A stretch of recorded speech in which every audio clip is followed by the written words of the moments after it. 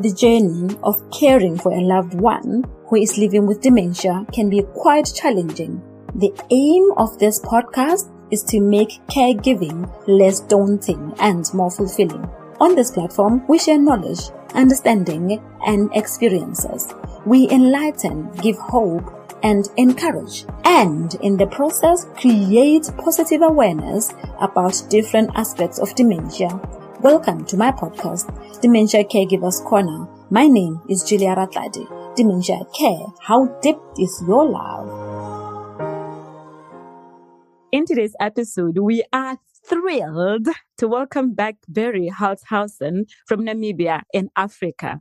Berrie, as mentioned in our previous episodes, is the founder and CEO of Alzheimer Dementia Namibia, which was established in 2010.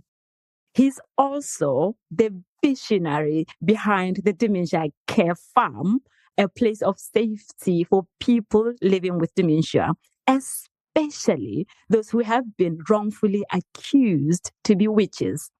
For those who missed our previous episodes, Berrie was diagnosed with Alzheimer's disease in November 2020.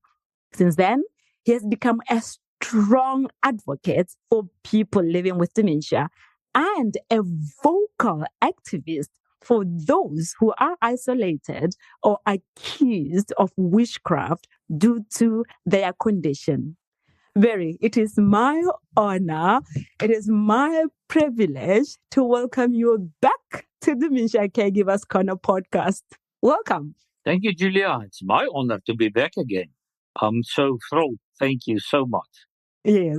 Let's get into it. Berrie, I want to find out how you are doing or how you have been doing. The reason being, you live with Alzheimer's disease, as I've mentioned as I was reading your profile.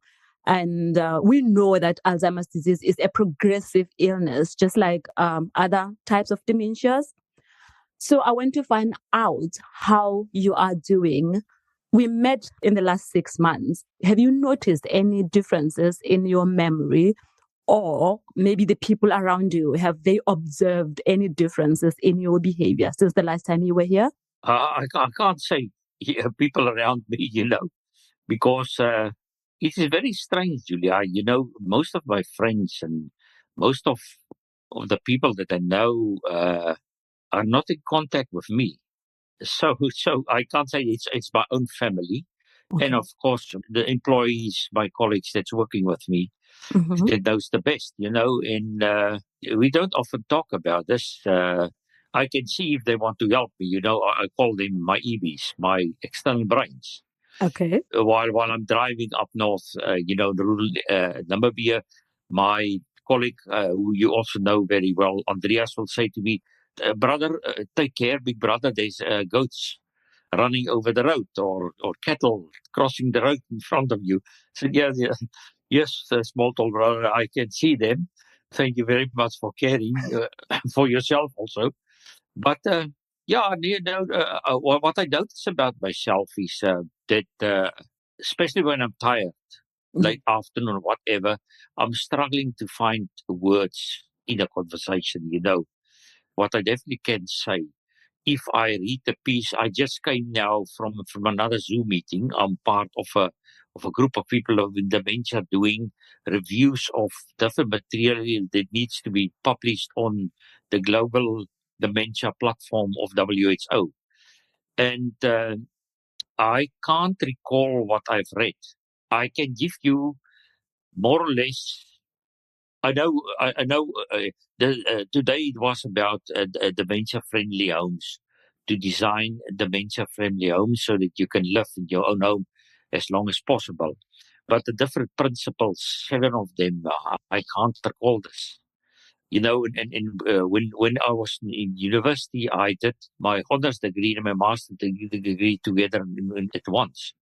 While I was also a lecturer, and I could recall everything that I've read very, very good. And what I also found for myself, I want to say to Julia something. I said to myself, I must send Julia a message about our meeting maybe. And if I don't take my phone at that specific point of time, and send a message to Julia, I will think later, I've sent it to Julia, and then you'll contact me and say, but Julia, didn't you read your message? No, what message? Well, I've sent you some. No, Berry, look at your message as though it's not there. So what I'm thinking I'm going to do, if I don't do it immediately, Mm-hmm. I will think that I did it. And then when my wife was traveling in the UK with our kids, my daughter bought me a lot of chocolates. I love chocolates. Okay. And I put it under my bed. And then I asked my wife, where's my chocolates? Where did you hide my chocolates? She said, Berry, yourself hide it under the bed. And I said, okay, fine. And the next day I asked her the same question. And she said, but I yesterday told you. You asked me yesterday. And I said, no, I didn't ask you yesterday. And then my daughter replied, yes, Dad, I was here when you asked Mom. And she said, where the chocolates? And I really couldn't remember this. But now I can remember the story. It's strange. It's very strange. It's about focusing. It's about if something is important to you. And I'll also say when I want to say yesterday, I'll say tomorrow. If I want to say hot, I'll say cold. Stuff like that. But further though, that when we flew over to the UK, we passed through Addis Ababa in Ethiopia. And what a madhouse of an airport, like Heathrow. And among all these people, and all this craziness, I can feel I'm getting confused. I must now focus. So I bought myself a jacket where I could put in the front of my jacket my passport, beneath it my cell phone, and next to that my wallet. Otherwise, I will leave something behind somewhere, being confused, turn around.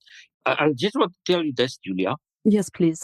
I worked out a process for myself. I call it the DNA of prolonging my dementia or living with my dementia. Mm-hmm. D stands for don't disconnect me from life, Okay. my life that I'm living today. N stands for no Mm-hmm. medication that interferes with the alertness of my brain. No medication for me. And the A stands for aware. Be aware of my senses every single moment of my life. Be aware that when my eyes see, it will tap into my brain and I will remember something. But if my eyes don't see, like now I'm sitting here, if I stand up after this conversation from my chair, my cell phone is next to me. And if I don't see, I'll forget it here. And then in 10 or 20 minutes, I'll ask my wife, did you see my cell phone? She said, Berry, went to the place you were last talking, and maybe you'll find it there. So awareness, be aware of your senses, because my brain and your brain, our functions start off from the day after our birth, start off to create functions through our senses. And this, Julia, is still the same now. Doesn't matter what is the stage of your dementia. Okay. Your senses are so important to tap into your brain. I can't go to the kitchen, for instance, put on the kettle, and then turn around to go to brush my teeth. As soon as I turn around away from the kettle, I will totally forget what I was busy with. Till there is a zing of the kettle, then my ears, my senses, will remind me. So I make a difference between forget and remind. I can't remind myself. That's why I'm forgetting. But my brain, my senses will remind me. My EBs around me will remind me. Mm-hmm. If I smell something is burning, my brain will remind me, Berry, you put on the kettle and you walked away. Mm-hmm. This is something that is natural for people whose brains are healthy. But for us living with dementia, it's not natural. Mm. Okay. You have said quite a lot there, Berry. You talked about your external brain people. These are the people that you work with, you said. That you call EB, yeah? Yeah. EB, Yes. external brains. Okay. And then you talked about DNA. Have you created this one just specifically for yourself? And who came up with the idea anyway? I love it. Yeah, over the last 4 years, I had a lot of challenges. Living with my dementia, I was saying to myself that I've got 80 million brain cells. 80 billion. And billions of connections between brain cells. How can a disease like Alzheimer's stop me of living a good life? Mm-hmm. And I said to myself, well, I connected with these brain cells. I've got brain reserve, the scientist says to me. Mm-hmm. There is brain plasticity, and there's neuro generation of new cells. That is all possible. Yes. And if this is true, how can I help myself? And I discovered through my senses, and because I'm caring for people living with dementia for 14, 15 years, for a very long time, Yes. many different dementias. And I notice every time our medication also drugged their senses. They can still hear, but not that good anymore because of medication. Drug their awareness of their senses, and also putting them in small rooms, in long corridors, means you cut off the senses of a person like that. Mm. Julia, I got also a smell hallucination. Okay. I can smell smoke of cigarette. Yeah. And that makes me very, very sick.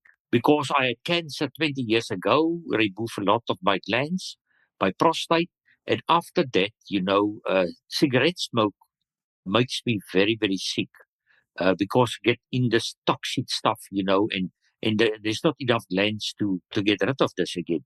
So now I start hallucinating cigarette smokes while driving in my car, 120 kilometers per hour between two towns, and I smell someone smoking, and there's no one in my car. Okay. So then what I start doing is I start to stimulate my olfactory bulb, my smell in my brain, by using this essential oils, lavender and stuff like that. So 3 times a day, I'm putting 2 or 3 drops in my hand and then warm it up. Mm-hmm. And then I'll smell, I think people thought that I'm using some drug. You will not believe this, but it's now about 2 months ago. I didn't smell smoke anymore. Oh. It's gone. So the lavender is working. Yeah, it's very working. For me, it worked, I said to my wife, please dot us down and ask me tonight, next evening or whatever, did you smell smoke during days? It's now 2 months more or less. It's gone. Okay. That hallucination, that smell hallucination is gone because I start stimulating my olfactory bulb again. And I've got, it seems to be I can, maybe scientists will think, no, this guy is gone. It seems to me, I can't prove it yet, but it seems to me my hearing is also better. Oh. So I don't know. Maybe it's my imagination, but well, I also keep my imagination wild. That's also good for me. Which is good. Yes. I'm really interested in this DNA that you have developed for yourself. So tell me, the D, you said you don't want to be disconnected from life. Yeah. How would people normally disconnect you or other people living with dementias from life? How do they do that? Well, Julia, it's well known all over the world. I'll walk into the rooms of the doctor today because there's challenges. The person will start examining me. And in a few weeks' time, a few months' time, he will call me. I'm walking in his room again. Say to me, I've got a dementia, you've got Alzheimer's. Walk out of that room. I'm the same person that walked into that room. But all of a sudden, they say now in that doctor's room, you're not allowed to drive your car anymore. You're not allowed to go back to work. Tell your boss you've got dementia. You can't do your work anymore. And this is the way people start disconnecting, telling other people around you. I mean, where's my friends? Where is my friends? They're gone. Mm-hmm. Why? because I'm living with dementia. Not all of them, luckily not all of them, Oh, thank God. but most of them. I was a pastor, like I said last time to you, for instance. I pastored quite a few congregations with a lot of people when they were dying, when they went through trauma or whatever. They're gone. So, because they are saying to me without words, Berry, go and sit in a corner, wait for death. That's the big mistake we're making with people after they're diagnosed. I believe we can live a quality of life for very long before we reach our second or third stage, and even in that, I can't prove it now, but I'm in some ways in a hurry to arrive there. But okay, that's disconnected. So I'm going on with my life, with my passion. Tomorrow, Sunday, I'll turn 69. I'm fully busy with my work. I'm on my way Tuesday again up north for a week or so, and we'll have to get in with a community and the headmans. They want to know about the law, about dementia. And I'm going to speak to them. Okay. And I'll be with them. Berry, tell me then, do you think these people, they walk away from people living with dementia because maybe they don't know how to handle them, or they don't know what dementia is? Or because there is so much stigma in the word dementia. And like I said to you last time, I think, in the word mental health, that we must change. Mental means you are mad. If I say you've got a mental health challenge, I say you are mad, Julia. No. I've got a brain challenge. If I say to someone, I've got a heart challenge, I've got kidney challenges, they will say, Berry, okay, if you've got a heart problem, how can we support you, whatever. If I say to people, I've got a brain challenge, they disappear. They think I'm mad. They'll think I'll do strange things with them, or I'll embarrass them in society. Yes. And that's why I say they disconnect you. I was bringing that up, or maybe those two reasons that you've added on, because I cared for this lady who lives with vascular dementia. She has 3 friends, or she had 3 girlfriends who grew up together. And towards the end of her life, only one friend was the one who was coming to visit her. I came to find out that this friend, her own husband, died of dementia. So she understood it better than the other friends. Yeah. Julia, I'm working with 3 things. Like I said, my family, my wife and daughter, Safrani, they're working with 3 things. They say the first thing around people with dementia family, you must know the disease. Dementia knowledge, very important for you, because you're also living with dementia. Yeah. If you cared for someone. Yes. The second thing they say to me, Berry, is we need to have ample of patience. There's the word. And then the third thing is unconditional love. Even if I for instance doesn't use the word anymore of you are delusional. I'm never delusional. I, living with dementia, are believing sometimes that I can't trust you. And because I can't trust you, I'll hide my wallet from you. I'm not delusional. Because the problem lies in you. Why don't I trust you? You must earn my trust again. Then I will not hide my wallet from you. And now they call me delusional. And that's what my family means by unconditional love. And don't talk about bury someone. Because a lot of times I believe stuff about my wife and my daughter that's not true. I said it to you. Yeah. I phoned you. Why don't you do this? And then she will say to me, Dad, really, you didn't phone me. Believe me. And because we've got a very good trust relationship, I will say, okay. But some people will say to me, you didn't phone me up. Are you lying? See, you see, there's a lot that people around us and ourselves can do to live a quality of life with dementia for a long time, I believe, without any medication. Yes. And you understand what I mean with medication. And I hope Yes, your listeners will also understand. Yes, that's the N, obviously, from your DNA that I want us Yeah, to continue with. No medication. What does that mean for you? You don't want medication at all, or certain types of medication? no medications. No medication also for my so-called symptoms. Okay. But neurologist prescribed to me Aricept, because this is one of the three medications of Alzheimer's that the FDA approved. Aricept, I'm still reading a lot. I read a lot of case studies about this. There's no proof at all that it can help you. Aricept, the side effects, of nauseous, of other side effects, doesn't give you the energy to try yourself, Mm-hmm. to remember, to be reminded by your brain. So no medication, not at Mm. all. Okay. Not to sleep. Sometimes I don't sleep very good. Then I've got a certain sleep therapy for myself without medication, Okay. and it helps. And I also teach other people to use this therapy. Yeah, Good. And then obviously the A and the DNA is, you said, should be aware of our senses. I think you gave us an example of how you manage the false yeah, hallucination of smell yeah. that you go through. Do you see yourself or your team using this as a blueprint for your care home? Yeah, no, I came up with it not long ago, but Yeah. I came up with it because from the time we start for caring for people for dementia, Mm-hmm. Julia, we didn't have any knowledge.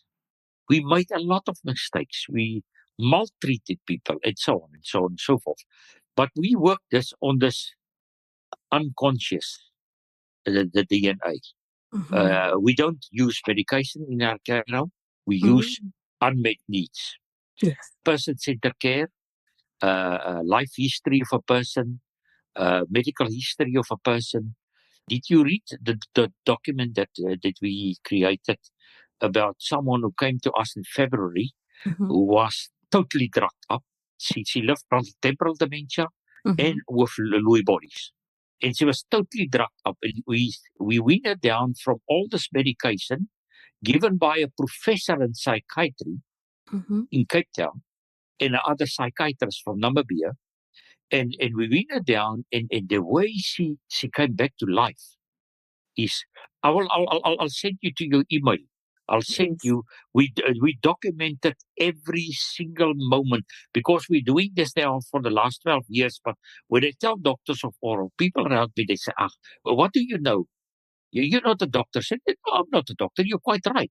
But I see with my eyes, Julia, there's an ocean of knowledge Mm-hmm. between a diagnostic process and a caring process. And we need to Mm-hmm. come together. We need to regard people caring for people living with dementia as experts and people living with dementia as experts. What is this medication doing to me? If I say to you, this is what it's doing to you, don't say to me, but I'm the doctor, man. This just placebo for you. It's not placebo for me. I know what I'm talking about. Yes. This person that you're talking about, how long did it take you to wean her off of medication? It was about 3 months. Wow. We did it with our doctor very slowly because he was on. If you see this paper, Mm-hmm. you will be scared. And that is what's happening in places where they care for people with dementia. All over. Julia, the easiest way, if you don't want to sleep, if you don't want to go to bath, if you don't want to eat anymore, the easiest way is to give you medication, drug you up. God. If you're wandering off, they say we're not wandering, No, you we're not don't. running away. Don't like that word. No.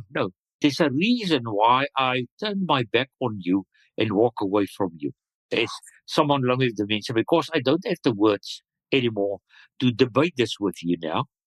So the best thing for me now to care for myself, I will walk away from you. I'll take off and I'm gone. And that's what I say to my wife. When I walk away from you, don't be sad. Give my time. I Mm, want to be on my own. I mm, want to deal with this what just happened to me now. I mm, first want to deal and try to understand it in my own world. And mm, then I'll come back and say, okay, sorry, I was not right with you. I didn't say the right words to you, but I mistaken your words for something else. Yes. I mistaken your body language, and I don't think we mistaken body language. We are super good in body language and in the voice tone of people and stuff like that. And that makes us sad sometimes and angry, and then we get away from the situation. Yes, you're talking about family here, like maybe walking away from family members, somebody who you trust, who you know that they love you unconditionally. But what about instances whereby you are in a care home and these are professional carers, they don't know much more about you like your family would? Then are we doing enough to train the professional carers on how to care for people living with dementia? I don't think so. You give them a basic training about what is dementia and why is this person so and so and so. But the most important training is to tell to people every person stays an individual. You, Julia, and I are coming both from Africa, but we're coming from different cultures. If I want to care for you, I need to understand your culture. Yes. If I want to care properly for you, I need to understand your background, where you're coming from. We've got a paper, we call it This Is Me, which family members needs to fill in. Yes. And you know, Julia, we spend most of people ask us, what activities are you doing in your care facility? And then I'm laughing at them. You mean we must play some board games or throw a ball or what? No. This is what we're doing. Every day of my care workers' life, they are so good. They are so good. One day when you come back to Botswana, come to Namibia, you can meet me. Definitely, Berrie, no question about it. But they are so good. They are trained. If I went to bed last night and I didn't sleep, then the next morning they need to ask the question why. And we say to them, you are like, like investigators. You need to investigate why don't they want to eat. There's always a reason. Why am I suddenly now angry?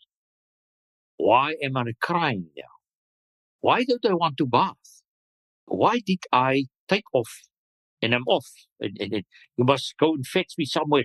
Don't scold me and don't push me around. Then I will be angry also. Anger for us is the language of people living with dementia. Crying is the language. If I don't have the words anymore to say to you, Julia, I've seen someone now walking past and this is my mother. And I missed her so much. But you don't even know that I've seen someone walking past me. Doesn't matter if it was a hallucination. That is part of my work. So respect my work. And then you will discover who I am. And then your caring will also for you much easier. Definitely. Much easier. Oh, Berrie, you make me emotional. I was talking to someone from Australia on the podcast, and she just gave an example. When she was in primary school, there was a big guy who came over and bullied her. And she said to me, if I were to be taken to a care home and they make me sit with someone who's similar to that, I'm going to be screaming or doing something because of where I'm coming from. So the point is, do you understand me? Do you understand my world? The way you've just put it. Yeah, definitely. That's why I always say to my colleagues, try to be always friendly. And if you don't feel good, tell it straight to the person you're caring for. Say to the person, I didn't sleep good last night because we can still understand. I've got a headache. So sorry for me not being chirpy and friendly today with you. They will understand. It's because people have decided somewhere in some place, I don't know where, that if you live with dementia and you can't speak for yourself anymore, you're also deaf. If that's not true. Or if you can't speak for yourself anymore, you can't think anymore. It's not true. That's insane, right? Yeah, so a lot of things that people are believing in the world of dementia, experts. I found out the last 4 years living with my own dementia. This is not true. This is really not true. They say we living with Alzheimer, you can't learn new stuff. That is a lie. I'm telling you, that is a lie. We can still learn new things. It takes a lot of focus for us and a lot of support, but we can learn it. We can. We will maybe in 3 days don't know anymore how to open the scan anymore, which we have learned 3 days ago. But just show me again a little bit, and I'll do it again. Yes. Our brains are very powerful. They are. This between our ears, this organ that God, our Creator, no one who loves us very much, gave to us. Julia, this is me. This is you. Yes, and there is this thing that I don't like it, where you are assisting someone who is living with dementia and you're talking about them in their presence as if they are not there. And they don't even ask you what, for instance, if you like to have a banana, they will just give you a banana. And I don't want a banana now. I'm not hungry now. Whatever, they don't ask your consent. Yes. In many ways, it's if you're a zombie or a small child, I'm not a small child. I'm a grown-up man, and I will die a grown-up man. I might lose my language. Yes. I might lose a lot of functions of my brain, but it doesn't mean I can't understand you anymore and I don't have feelings anymore, whatever. No, you're right. And that example that you just used, giving someone a banana without asking them. And then when this person who lives with dementia then spits that banana out, then they say the person is aggressive. You see. Exactly. And then, Julia, what's the next thing? They go to the doctor to get medication because this person now getting aggressive. So it's a vicious circle. It is. Until and unless we understand how to care for people living with dementia in their own worlds and understand their own world, we will always get it wrong. I tell you, we're going to give medication where it's not necessary. Yeah. We've seen it. But that's why I call myself the most privileged person on planet Earth living with dementia, because I had the privilege to care for a lot of people for different dementias and to acquire a lot of knowledge. And then I was diagnosed, and also my family around me, because my knowledge, I always talked about what I'm doing and so on. So, I can still now say to people, know what you did now. I don't like, sometimes even my family, they can't understand it now.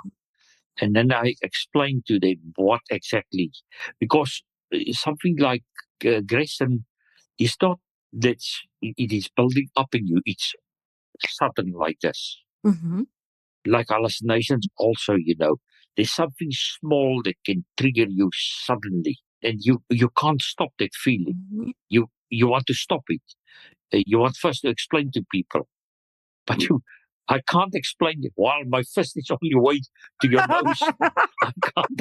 I can't explain to you why it's on the way, So yeah, and afterwards we feel bad, and we know we acted wrongly, but there was a reason for this. And then what's necessary, I think, to explain as a person living with dementia to other people, what was your reason? Take care next time. Take care. I can't handle this. It's very hard for me. Yes. And we would avoid chains, because at the end, if it's like that, you're going to bring in chains and chain the person. That is when you are back home there, I see. I'm enjoying this conversation. Okay, enjoy, but I'm learning, and I'm hoping that whoever's going to listen to this, who is a dementia caregiver, they will get something out of it, Don't force anyone to do. They are still people. Do not infantilize them. They are not children, you see. Just ask for the permission. Ask for the permission to touch them. Knock on the door and ask for permission to switch on the light. Don't just come into their room and switch on the light without letting them know. Bring options of food, like, would you like this or that? They may shake their head. If you give them something and they spit it out, sometimes it's because they don't like it. Give them another option. You see, don't force things on them. Exactly. Yeah. Yes. You're quite right. Yes. Now let's talk about the farm, your project. What projects are you currently working on as the Dementia Care Farm? Well, the big project we're working on now is the dementia friendly village in rural Namibia, up in the north in Kavango. As I think I told you last time, Hetman donated a piece of land to us. We fenced it in. But now you must understand, Julia, as someone coming from Africa yourself, you know that among the Black African people, they don't believe in building old age homes and children homes. It's really the village, what do you call it? They must do it. They must take care of the elderly. They must take care of the children, of the orphans, and so on. That's why you will not see I'm pretty sure in any African country, you will not see governments building old age homes. They will not build orphanages and so on, because they say, listen here, that's what Ubuntu means. I am because of you. Yeah. And that's why I also have the saying, we in Africa say, it takes a village to raise a child. I say, it takes a village to care for someone living with dementia who was raised in this village as a child. And to bring that concept to them, that this is a place, in the first place, maybe to protect you if they caught you a witch, and then start court cases and start to teach the community this is not on. And then, of course, we say to the families, when you come to us with your grandmother living with dementia, you bring the family together. In this village of us, we'll educate you. We'll make you aware of a human's brain and what can go wrong and so on. And then you, as a family, also decided who of the family will stay behind with grandma. And you will, as a family, will build the hut or whatever you want to build for her or for him that is part of this community. We're not going to build houses like in England, in our village. It's still a village of rural Namibia where the cattle needs to walk through and the goats, and you can hear chickens and you can smell everything. So it must be a place that is very familiar to your senses. This is my place. This is my people. We just trained our first lady from the Kavango. We bring them down to our place in Swakopmund, where she will work for a month or 2 months to see different dementias and how we act and how they react and so on. She just went back now. And she will be our first trained caregiver. In a simple way, the culture is more important, and knowledge of the culture is more important than the dementia. Yes. But now she said to me, she's so pleased that I brought her here because if she different dementia. So what I told them in words, in educating them under the tree, she have seen now with her own eyes. And now she can go back to her people and tell them, listen here. And she's so excited now to do the work. Yes. So this is also a place of training for the community. It's like throwing a little stone in the water. They will begin small, but will reach the whole village. So also in the area now, the headmans are calling me. From the time we opened up this place, we started with the place, we were twice called by different villages because my mama was called a witch. And you know, we seeing the same signs and symptoms all over the place if they call you a witch. And this is, they tell us, I can't sleep anymore. I'm isolating myself. All very dangerous for the brain. I feel nausea. I can't eat. I didn't even want to drink water anymore. I forget to prepare food for my kids coming from the school. I forget that I send them off to school. I'm sometimes totally confused. I'm afraid. You know, all the symptoms is also a huge risk factor for people developing dementia. So these two ladies I'm talking about, being called witches, they're not living with dementia. But they are going to live with dementia. If you don't protect them, now how are we protecting them from that village? We start off by saying to them, if you go to the traditional court believes in witches. Yeah. They believe in witchcraft. So you are guilty till proven innocent. Who's going to prove you innocent? The witch doctor. He's believing in witchcraft. So he's making money out of you. So who are going to protect you? The common law, the constitution of our country. So we take them to the police station, and now we take 5 hours to convince the police this is a law of your country. But it's now much easier for us because we've got a village there, we in the community. Mm-hmm. Otherwise, previously I had, when someone phoned me from rural Namibia, I had to drive up, organize everything, and it takes me about 8 or 9 hours to reach the north. And then I need to go to the family and so on. But now we've got people on the ground from the culture who speaks the language, who are well known of what people believe and not believe and so on. So it's much easier now to tell to people, this law will protect you. And every single one of them, the two ladies, they are now back in the community. They are doing their jobs because normally, Julia, this is women who are very powerful. They are very in the community. They're well known that they are powerful businesswomen. They've got big fields. This makes people jealous. And then when you get jealous, you start accusing. A rumor. Oh, why do you have more mango than me? Why do you have more cattle than me? You must be a witch. Africa. Yeah, but I don't accuse my people, the Africans, because witchcraft is the science of Africa. They ask questions, why do you have more mango than me? Why do you have more cattle than me? Why is your children, all of them are going to university? How can you do this?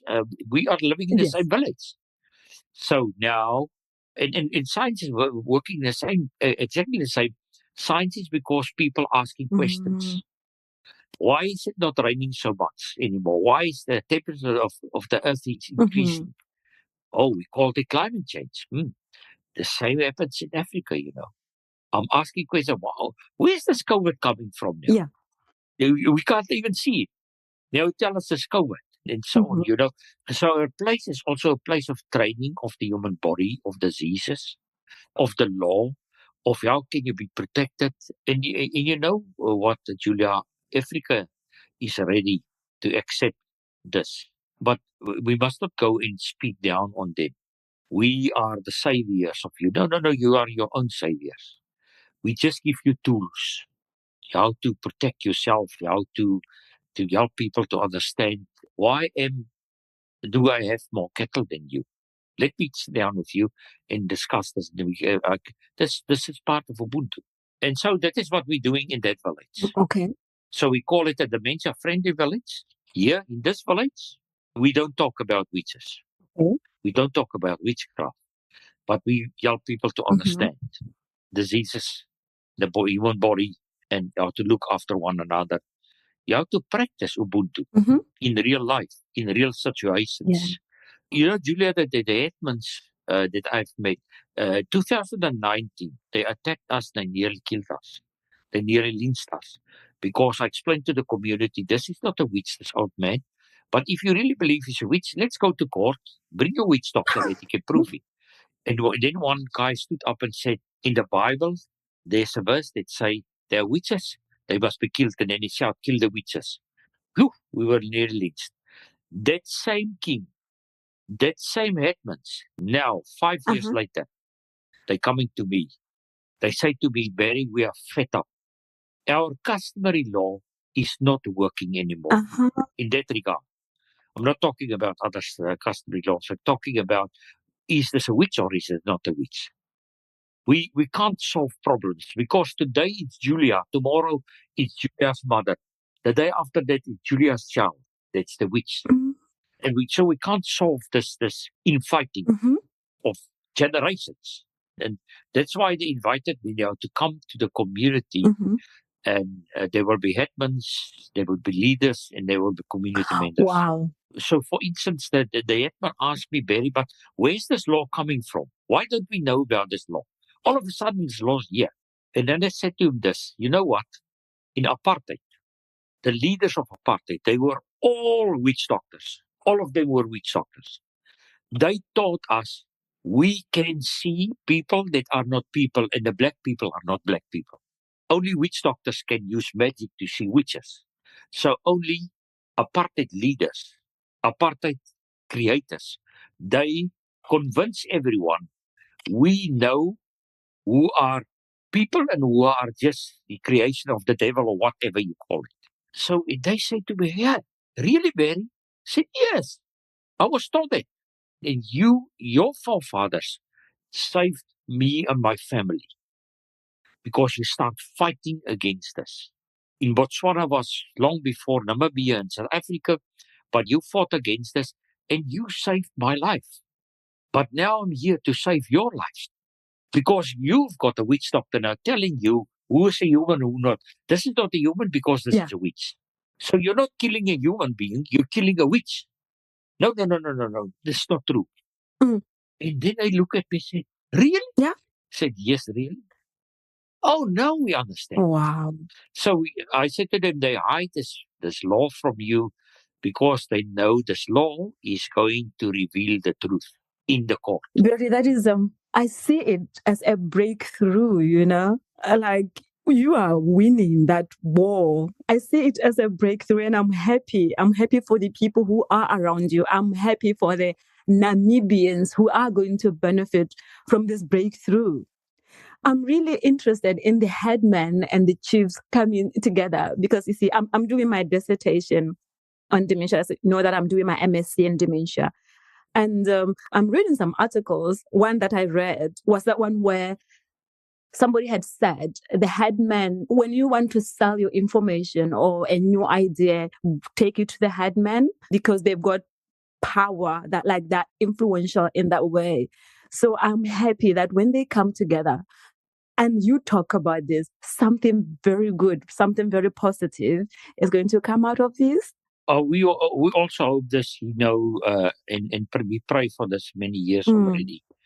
Because in Africa, Julia, there was for too long big division between different cultures, different ethnic groups, and we don't trust one another. You know, that's what's happening now. It took me nearly 10 years, but I think I'm slowly winning the trust of leaders. Because you are 100% right.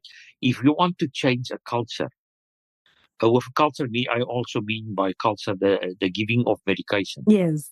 Which is chemical change. If you want to change that, you need to meet the leaders. You need to change the minds of the leaders. I always say the law can't change a culture, but the law can change attitudes. And changed attitudes change the culture. But we need to start at the leaders level and bring it down. Because you can go back to Botswana, Julian, you can ask the people on the ground. They're fed up with this. They always scared someone will start calling them a witch or bewitch them. It's not a life. It's not a life. It is not a life, Berry. Just yesterday, somebody had shared on Twitter that they were giving a presentation on dementia. And this person said they broke down because people or who he was presenting to didn't understand what dementia was. And so he was giving examples of people being stoned back home in sub-Saharan Africa, people being killed because they are accused of being witches. And, you know, in that thread on Twitter, some came in. One lady said, no, these people are witches. What about a case whereby I found this lady in our yard? This lady was naked. This lady had some stuff on her. That means this person is a witch. And I say to her, but these are some symptoms of dementia. If you knew what dementia is, you would understand. I actually sent them the episode that we did together. And I said to her, this man lives with dementia in Namibia. If you listen to this episode, you will learn more about dementia. That's what happens back home. People are accused because we don't have enough information. You mentioned something when I said Africa, my Africa. You said, Noel, you know that Africans, we want answers. And I'm here thinking, yes, maybe we are thirsty to have those answers, but no one is teaching us about dementia. Yeah. Well, it's the same with us. I mean, 15, 16 years ago, if you came across me and said to me, you know what, Berry, I'm in England and I'm doing my master's in dementia, I would say, what the hell is this? Exactly. So it's all over the world the same thing, I think. But yeah, knowledge is power. Very much. But the illusion of knowledge is the enemy of knowledge. Yeah. And a lot of people have called it the illusion of knowledge, yeah. All right. I don't know if there's any other thing that you want to add on as we come to the end of our chat. No, nothing at this point of time, Julia. All right. Thank you very much again. Thank you very much, Berry, for taking your time to be with me again. You know, like I said the last time, when I talk with you, there is so much that comes up on my mind. Like I want to say this, but I know we can talk for 5 hours nonstop about the issues that happen back home, because there are many of those. So I would like to take this time to thank you very much. And I thank you. And to our listeners, thank you for joining us for this episode. If you enjoyed what you heard, please take a moment to subscribe to our podcast on your preferred podcast streaming platform so you never miss an episode. We'd also love it if you could share this with your friends and family. Your support helps us reach more listeners and continue bringing you great content. Until next time, take care. Ta-da! Dementia Care. How deep is your love?